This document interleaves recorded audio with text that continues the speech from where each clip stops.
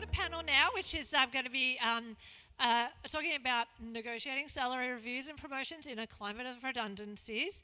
And I am very excited to introduce three of the women in tech that I am very proud to know well. We've got Akanksha, we've got Gretchen, and we've got Donna.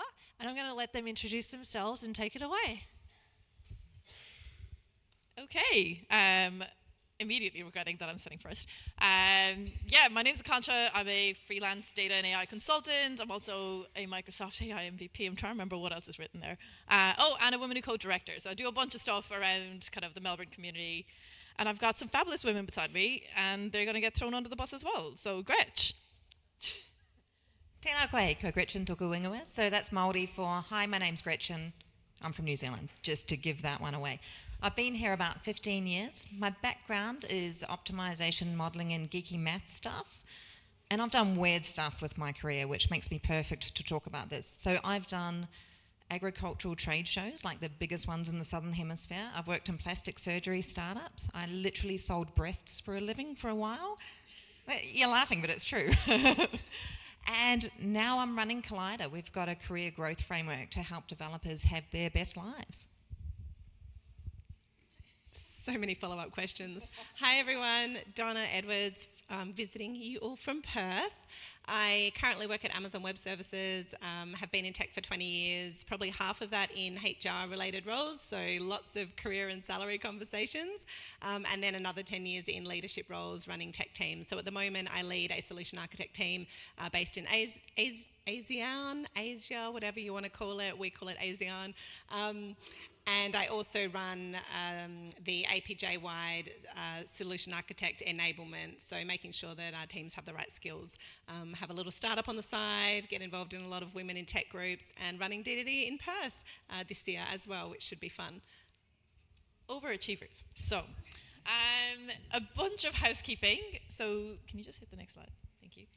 Just want to say a quick shout out to all the sponsors, without who we actually would not be sitting in this pretty building. But yeah, I was going to say a round of applause, but I actually don't care enough right now. Next slide. The round of applauses are for the ending. We will come back to those. Just over on the top left corner is a QR code that you can scan and ask questions on if you would like, with a very long numbered code, but that's what will get you into the room. Ask away the questions. We will try and get to as many as we can. The last time we did this, there was many to go through, so get them in quick is all I can say. So I'll do my best to be able to go through as many of them as we can, but just while you are thinking of questions and to put them in, I'm going to start you off with a kind of overarching question just to set the scene a bit. Can we talk us through a bit around kind of what is the cycle that looks like for salary increases, promotions, like what should be the considerations that you make as you go into that whole process and what to kind of look out for? Such a good question, because I think when I was starting out in my career, I just wanted more money, so I would just go in and ask for more money with no idea of how that cycle worked and what people wanted from me. And to be fair, in some organisations, they do it like Bron gives out prizes, right? Random number generation, number 3 in row 10, you get a promotion, everyone else nada. If you do want to accelerate your career, get more money, go forward, you need to understand what's happening in your organisation. So they will have cycles around when they do performance reviews. They will have cycles around when they give pay. They're not often exactly the same thing. And there will be processes within that you need to adhere to. So some companies will want you to exhibit X number of skills that you're overachieving in order to have a conversation with someone about maybe getting a promotion. You need to understand the system you're dancing within to get anywhere. Did you want to be more specific? That was vague. Yep, but all good. I think from an example perspective, larger organisations generally have a very, very structured process, and the cycle starts 12 months in advance. So if your company's salary review process is going to happen in April, if you haven't had a conversation with your manager 12 months before that about what you're looking for and what you're working towards, it's unlikely you're going to get what you want in April. So I think it's really understanding how the decisions are made, who makes the decision, what the cycle is, when do I need to have, working backwards, when do I need to have that first conversation, and then what am I being measured against as well. So is it a bell curve where I'm getting compared against my peers, and how am I rated and what am I measured against. So I think just really digging deep to understand your organisation and your manager's expectations is super important. I'm going to stick to that, just to add on to that as a follow-up question. But success criteria and role guidelines that you just mentioned, how do you go about finding them, let alone figuring out if you've met them, and what do you do if they don't exist? So maybe, Donna, you can answer the first two of how do we find them / meet them, and we'll come back to Gretchen for what do we do when they don't exist. Yeah, because it comes down to your organisation, right? I think smaller organisations sometimes won't have a lot of that documented criteria. Larger organisations, you would hope that they do. However, sometimes they're a little bit vague. And sorry for those down the back that are just seeing the top of our heads, and I can see the top of your heads, but hello. So I think, firstly, what's available, on your internal intranets, ask your manager, figure out what do those role guidelines look like for your current role, for your future role, and, do a gap analysis on your own, with your peers and with your manager around what am I working towards, if I want to get to the next level, or what am I working towards if I want to be seen as a top performer at my level. So once again, really understanding how you're being measured, what you're being measured on, and making sure that you have agreed that with your manager and that you're on the same page. Because when I see some role guidelines, they're so vague, and one person's impression of what that means versus what your manager's impression might be can be very different things. So have the conversation really clearly, and ask the questions. I think don't be afraid to ask pointed questions to your manager to say, am I currently delivering on X, Y, Z? Is this meeting your expectations? Or, I want to be a top performer this year. I want to get a, 50K salary increase or whatever it may be. What do you need to see from me in order to get that? So be really clear about the pointed questions that you ask your manager, and make sure you've got a role guideline and data to kind of back up that conversation. Sorry, that was tangenty. No. I think within that, actually set up consistent catch-ups with your manager. Like, it's great and all to be asking those questions and then coming back in 6 months being like, hey, I did the thing you told me 6 months ago. They're not going to remember what they told you. Even if you write them an email, they're probably not going to remember what they told you would be the criteria to hit. But what they will remember is if you're catching up with them weekly or fortnightly and you're telling them, hey, okay, this is how far I've progressed, any advice on what to do next, or this is a problem I'm facing, and they're consistently seeing you improve every 2 weeks, that's going to stick out to them in 6 months' time. They'll remember that. So yeah, if you can and you haven't already, just put into your calendars, just every 2 weeks, a coffee catch up with your manager, and don't use that as like how was your weekend? Like, literally bring a problem, ask for advice, and actually follow up the next week with this is how that went, and this is how it's still going, or it's now solved, here's the next one. It does. Is there anyone here in a startup / scale up that has, the frameworks won't exist, and what looks good for your role is going to be really both nebulous and unknown. What I'd suggest in that case, if you go to your manager and go, hey, I'm doing these things and I'm growing and I'm doing all the things for the organisation, they're still likely to go, that's a really cool story. And it'll stop about then, right? Because probably they don't have enough money, and definitely they're going to be really stressed and possibly not caring about your career growth as much as they should. In that case, I'd recommend looking externally to find some kind of framework. I mean, Collider has some good ones, but there's some other free ones on the internet you can find. And assessing yourself against them so you can benchmark really well and have conversations about what your skills are looking like and what you want to advance to, because they will care about your career. I was being a bit flippant before, but they won't know exactly what skills you need to demonstrate. And the skills you need to demonstrate in an organisation of that size, it's not just going to be junior dev, mid dev, senior dev. It's going to be a real up and down mix of all of those roles. So you almost need to make your own framework piece to take to your manager and work upon. Yeah, I'm trying to keep up with the amount of questions that are coming in. But this has kind of this has come up a few times. So how do you actually evaluate your value? Gretchen, I'm going to stick with you on that one. You've done a bunch of random stuff in your life. How do you evaluate that? I think step one is going in, having a whole heap of self-belief. And I'm trying to not be sweary, but you need to turn up. I find it really hard to not be sweary. You need to turn up with a certain level of arrogance and self-belief. You really need to believe in your skills and what you're good at, but you also need to demonstrate them. So again, I'd go back to figuring out what skills demonstrate or can show that you're a good engineer or developer or good at what your role, and examples of those that you do day to day.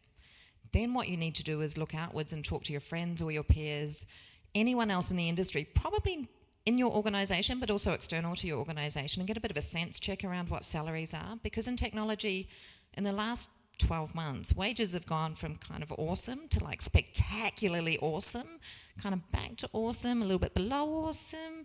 The market has shifted a lot, so you need data points that are relevant right now, not 6 months ago. Because if you turned up and asked me for a job as a mid-level engineer and went, hey, I want 250 at the moment, I'd be like, cool story. But if you had done that 9 months ago, people would have possibly paid it. They were looking for it. So you need current data points around what the market is doing right now. I would also go and look on Glassdoor, because, I mean, it's brutal. You get some really interesting feedback on organisations and whether you do want to work there or not. And honestly, if they are toxic on Glassdoor, I would up your ask of money, because you need that to compensate for the rubbish. But most of it's going to be around getting data points from those around you, and not just in Australia either. Making notes, because honestly I just forget them as soon as they go out of my head.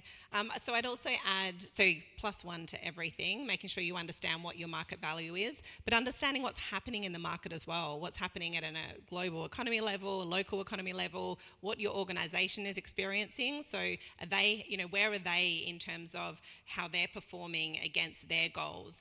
You need to understand what your organisational goals and success metrics look like as well. Like it all bubbles down or up, whatever. It's relevant to your role. So when you're having this conversation with your manager, you need to be able to say, I understand this is what's happening with our organisation. This is my value from a market rate perspective based on these things. This is the market research that I've done.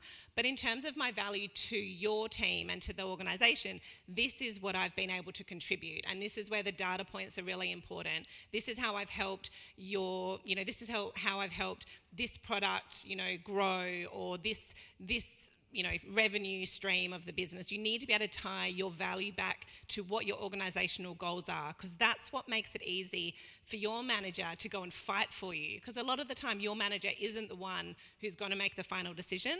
Obviously it will be different in a smaller organisation, but in a medium to large organisation, they have to go fight for you. They have to go, come up with a way to rate your performance. They have to go and have a bunch of other conversations, and they need to have all the data to fight for you and for what you want. So make it easy. You really want to make it easy for your manager.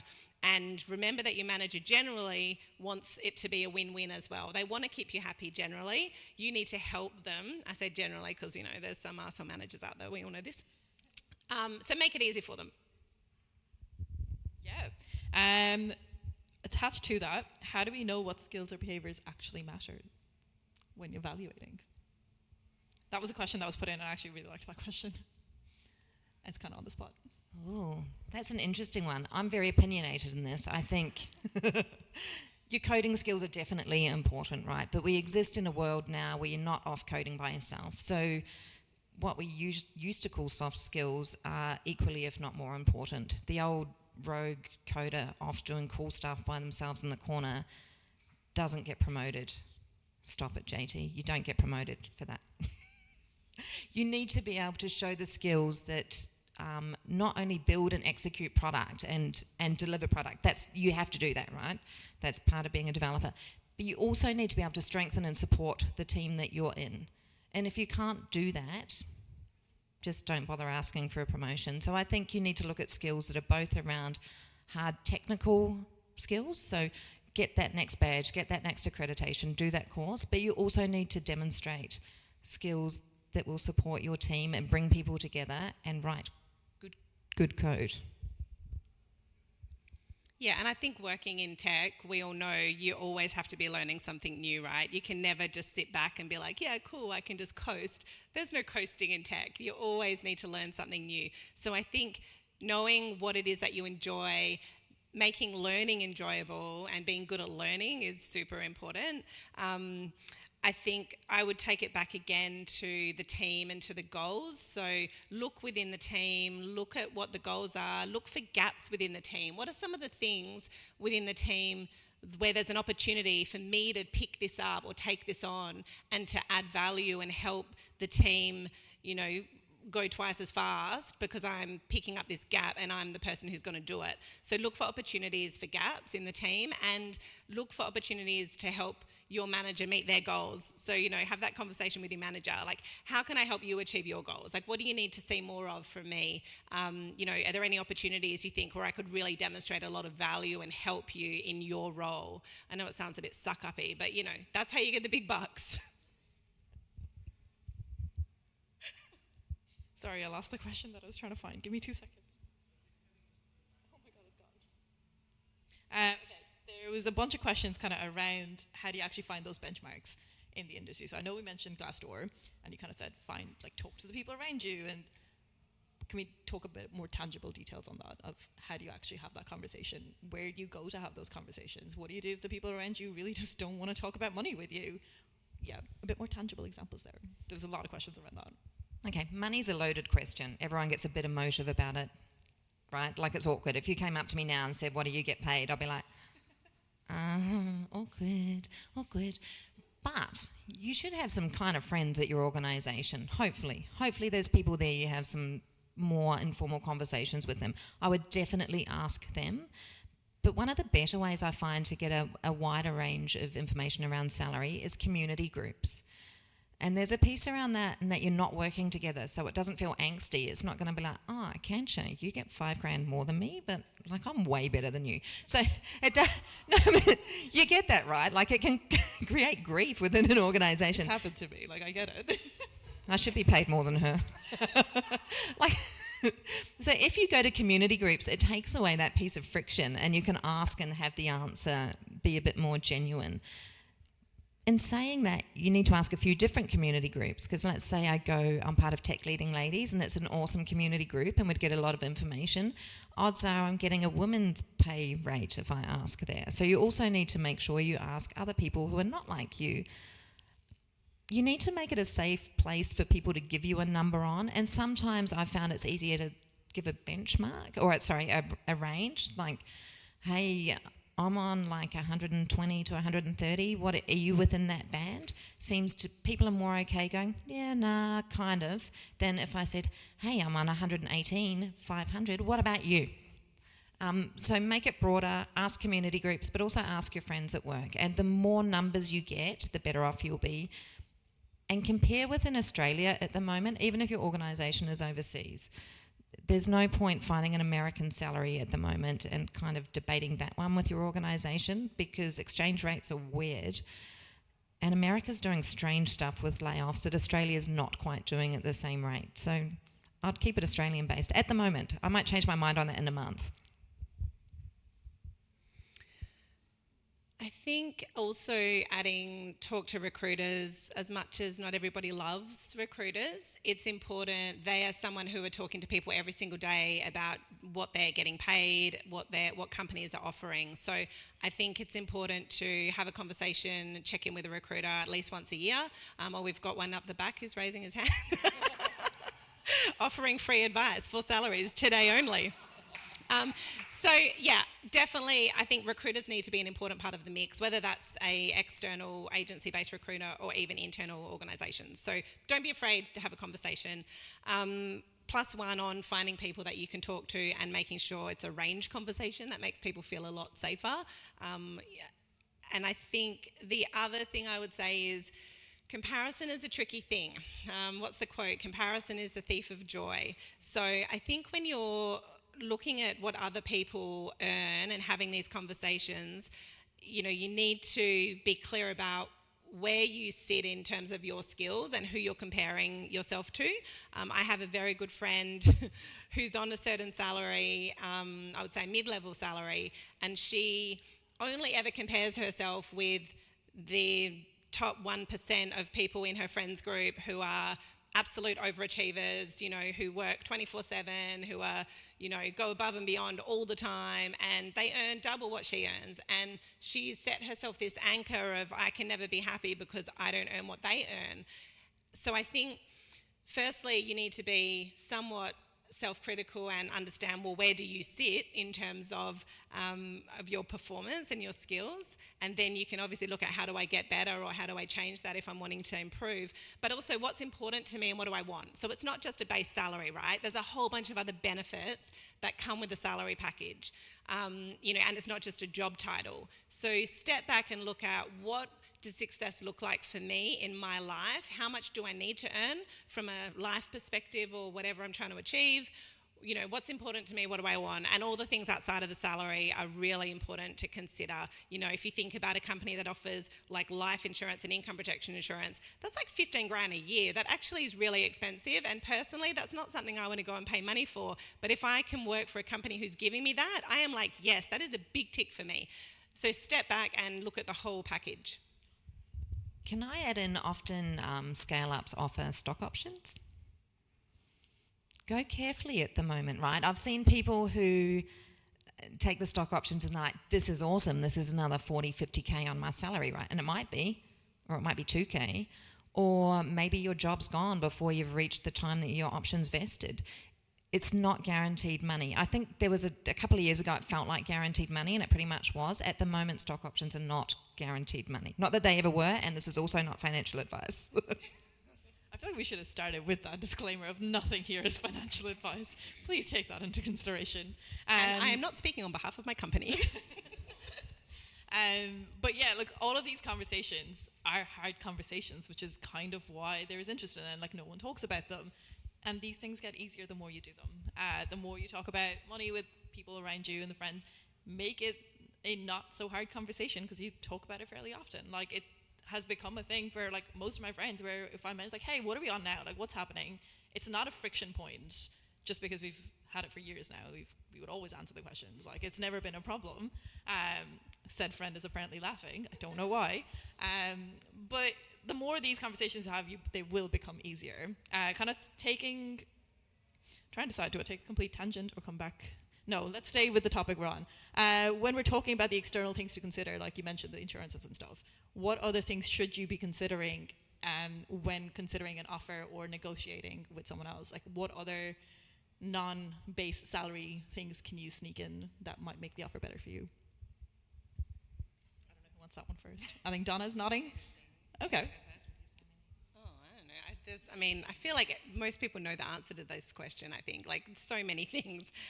Leave, right? Leave benefits. So I've worked for companies where you can negotiate an extra week, 2 weeks plus of annual leave a year, which especially if you're not from the city that you're living in and you need to go and visit family and you have to have compulsory holidays over Christmas, extra annual leave is really, worth its weight in gold. So I think, once again, when you're doing these negotiations, think about what can I ask for that's important to me. Paternity, maternity, that's all pretty standard.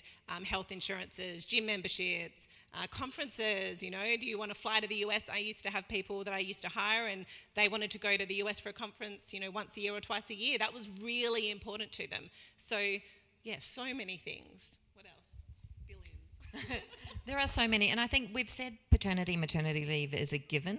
I have a very good friend who 3 years ago, she's a pilot, discovered there was no maternity leave in her contract at all whatsoever, and she was ineligible to take paternity leave because she was the mother. So yes, these things should be a given, but double check them and double check what might be something that pops up in your future. Car parking's a good benefit too. Things like travel, the main reason I joined AWS was because I wanted a role where I could travel, and the other companies I was working at or talking to were just Australia based. So for me, international travel was a big kind of goal that I wanted to achieve from my job. So yeah, I think travel is another thing, but yeah, so many things. I think within this, there's a theme of figure yourself out a bit. Actually be a little bit honest with where you're really at, what you're really wanting to put into whatever role you're looking at. If you don't want to put 120% in, don't ask for the extra 20%. You're gonna get guilted into wanting to. It's a spiral. Be honest with yourself. And the same thing then goes with what's actually important to you. Is that extra 5K really that important to you, or fighting for maybe, professional development kind of budgets or something like that? Is that going to work out better in the long run for you? Because you can use that to upskill yourself and then move on into a completely different role. That would probably be a little bit better than that extra 5K you could have gotten. This is going to take a tangent away from what kind of we were talking about. And as I say that, my screen has died. How much does a positive presence on LinkedIn or social media or going to community groups and doing talks really matter currently? And I kind of want to hear this opinion on just like the manager side of the thing of like, hey, someone's coming to you with like, hey, I did all these things. Is it valuable to you? I think community groups, conferences, being in person, being known, being a genuinely decent human that helps others. We've got a standard rule in my family. It's one rule. It's called don't be a dick. And if you there's a follow-up rule that says if you are, apologise and try and not do the same thing in the same way later.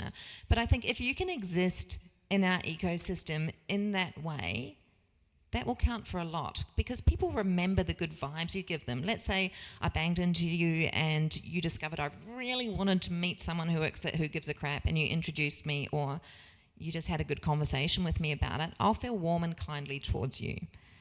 However, if you're just on social media telling me that you're cool all the time, I'll be like, nah. So community groups and in-person decent humaning, that has phenomenal value. Social media is just, it is. I love social media. No, I don't. I'm too old. I don't actually have Instagram, which I get teased about all the time because I'm too old. But I do love LinkedIn from a work personal branding perspective. And if anybody, for those of you that know me, know that I am pretty passionate about personal branding and how important it is. And that's because for me personally, I've had lots of job opportunities through my networks, and part of that is my personal brand and what I'm putting out on LinkedIn. So +1 to getting involved in community and, you know, adding value, making a difference, because you can use that in your interview process. So when I interviewed with AWS, we have leadership principle based interviews where they ask behavioural questions, and it's based on values, and a lot of organisations will interview based on values as well. So there's a lot of examples that you're going to be able to use from outside of your traditional job perspective. If you're involved in community and you're doing all of these, you know, give back type of things, they are great examples to use in an interview process, and they will help you get a job a lot of the time. But for me, I think the biggest value of the personal brand piece comes from getting these promotion job opportunities that people will reach out to you for. You know, I haven't put a CV together in like over 10 years. I just use LinkedIn as my CV, which also means you need to make sure that your profile is detailed enough to be used as your CV. But I'm a big believer in the benefit and the money that having a good personal brand will bring you. And sorry, plus being a role model, right? No, so this is really important because I have a lot of women especially who say to me, I'm really awkward, like putting myself out there on LinkedIn and, you know, putting a picture up and saying I was on this panel or I did this thing. And, you know, I do also have a lot of introverted male friends who would say the same thing. So actually, by you putting yourself out there on these public forums, you're being a role model and encouraging other people to do the same thing and making them feel comfortable and making them say, if she can do it, I can do it. So it's kind of, you know, not just about you, it's about other people as well. Can I add to that? Because I'm terrible at doing that self-promotion thing.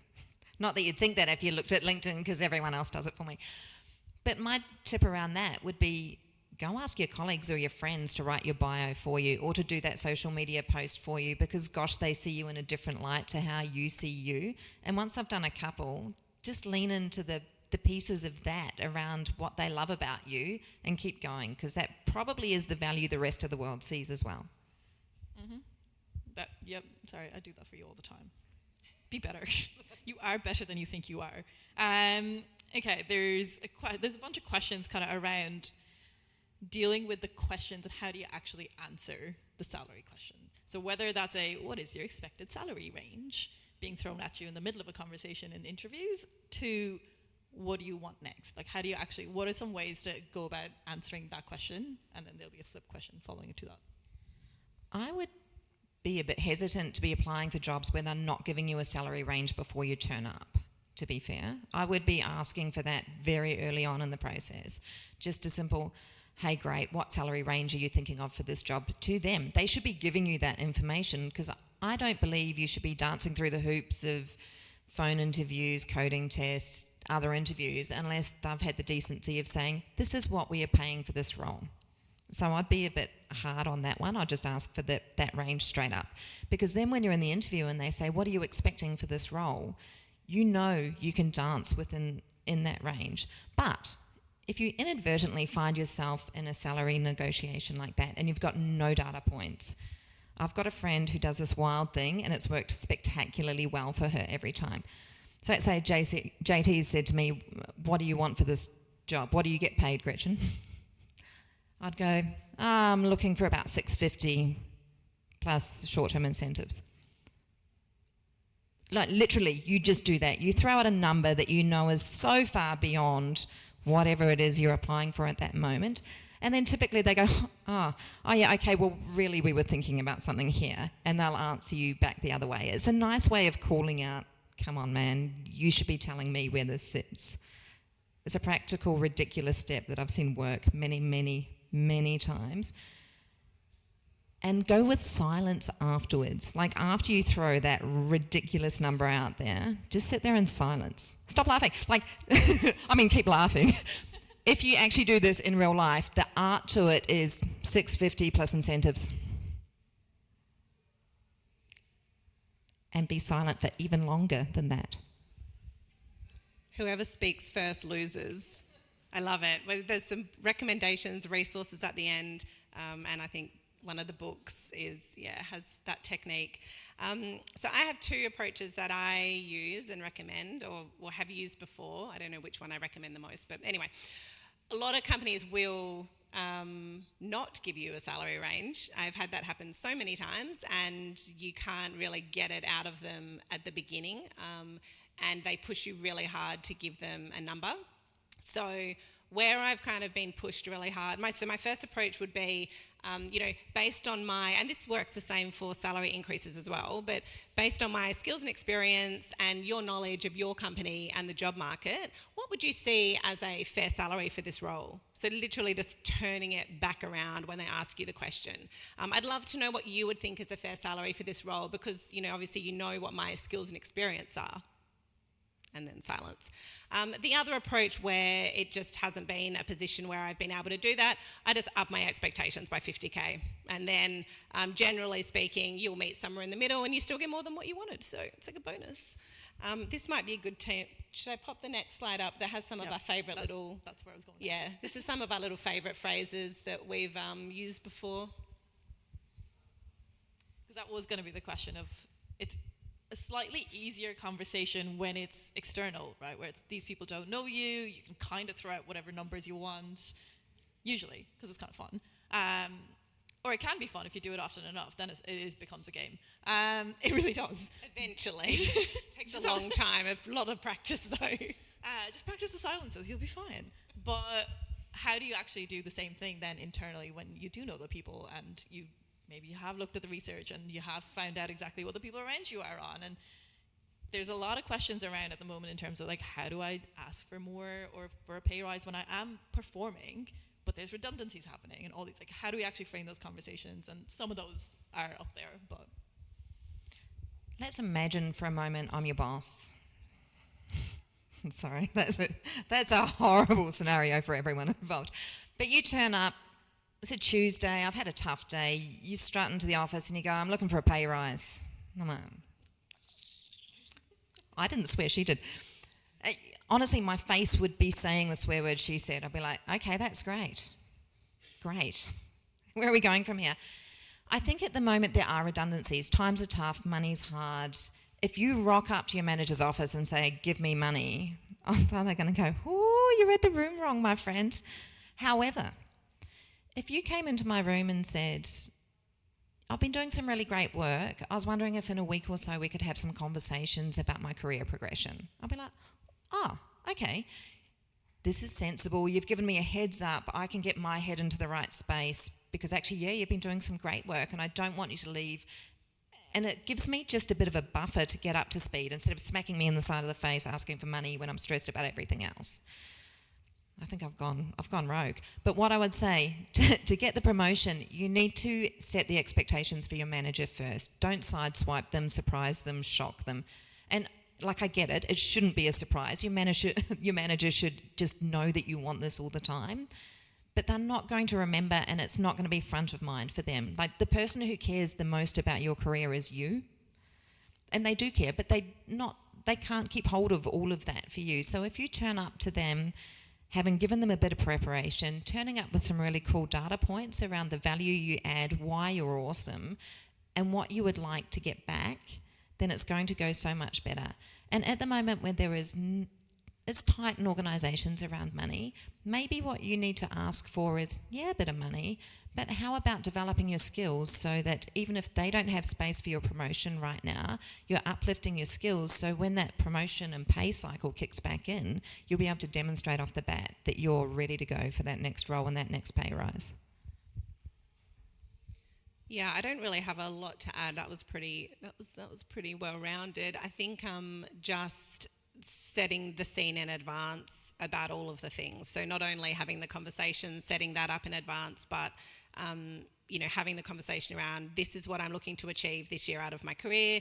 This is if I'm looking for a level or a promotion, this is what I'm looking to achieve by the end of the year. This is the type of salary increase I'm hoping to work towards this year. What you're getting your feedback. So get the manager's feedback, have an early conversation around where you're at, what you want to achieve, what the timeline looks like. If they come back and say to you, the market's really shit right now, we're making redundancies, we can't give you an increase, what does the timeline look like then? What should we be working towards?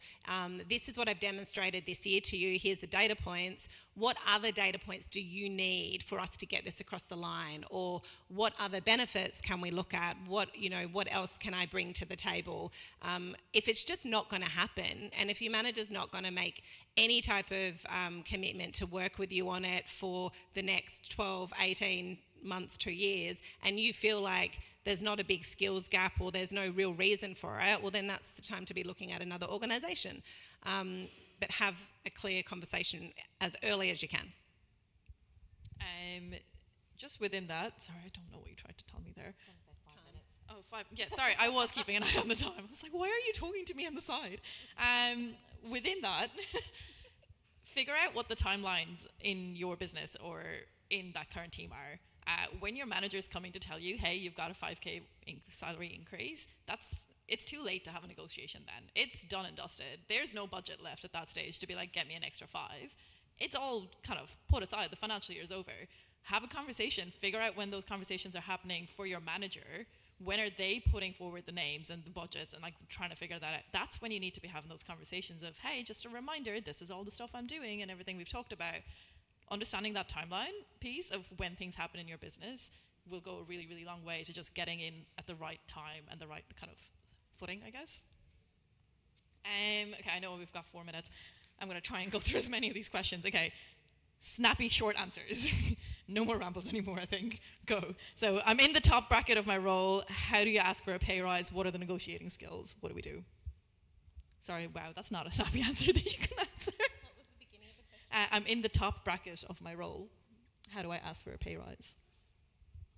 Yeah, so if you're in the top bracket, I guess, as in there's no more brackets above, is that what that means? The top end of it, I'm assuming. Yeah, then I don't think there's anything new that we haven't already answered, really. It's looking at, what value you can add to the business, what that looks like, where the data points are, what outside of a salary can you look at? If there's no base increase you can get, well, what else can you ask for? There's so many other things other than just base. So if you're at the top end from a base perspective, what else can you look for?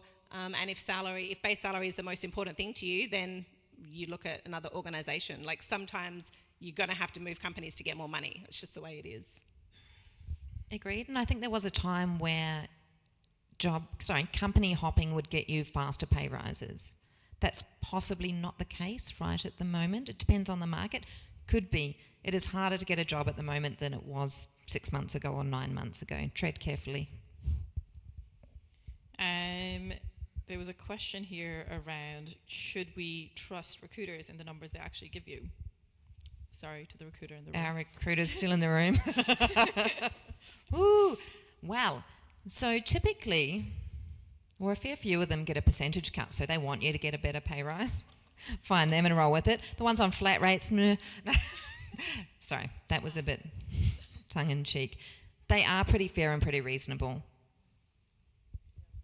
+1. Sorry, there's so many questions, and I think we've answered most of them. Is Australia really that different from the layoffs than the US? Statistically, we haven't had as many layoffs. Short answer, but it's not good times. Yeah, I know I have a lot of friends that work in the US that have been made redundant and have been out of work for 6 months plus. It's very, very competitive there with the number of layoffs that have happened and the number of people that are competing for the same jobs. So it is much tougher in the US right now than it is here. Okay, this was an interesting one, I thought. Everyone has read the stat that people who job hop can earn 50% more over the course of their career, whether or not it's true. How can we counter that? How can we counter that and encourage people to stay in the place? Sounds like it's from a leader who wants their people to stay and be in the organisation and keep contributing. I think if you haven't got, it's similar to what we've covered before, if you haven't got budget to give them, you can encourage them to stay in other ways. Do their L&D, meet their goals, give them more flexibility, talk to them like a human. And when I say talk to them, I mean ask them questions and listen to the answer and see if you can give them what they want. So probably a whole lot less talking, a whole lot more listening. People are tired. If you can have a nice space for them to be comfortable, get some more learning, some more skills, they'll stay with you. We're back to don't be a dick. Plus one, as a leader, if you make your people feel valued, if you understand what they want and what's important to them, you can be proactive as a leader to make sure that they're happy, and if you looked after them as much as you can. Money isn't everything generally to most people, to anyone really, surely. I think we're out of time. Yeah, we are. So can we get the last resources? These are just a few resources that we were able to pull together that might also be helpful for you. Loads of cameras, amazing. Gretchen, do you want to talk about Collide in there? So we're downstairs, we've got a sponsorship booth. We're offering free lifetime licenses for individuals to our career growth framework, which is a skills assessment piece. So if you want to come downstairs and set that up, the team would be happy to see you. They don't know you're all going down there just yet. Told you I was a crappy manager. It does make you sign up through Stripe and asks for credit card details, but if you put in that code, the amount is $0. So go with that. Fair. And there was actually a few questions around how do you evaluate that and can this be of help? So there you go. Feel free to go use that. We're going to wrap up there. We'll be around to answer and chat if you want to. Completely fair if you don't. Thank you for hanging around, and also, so thank you for your questions. There was many.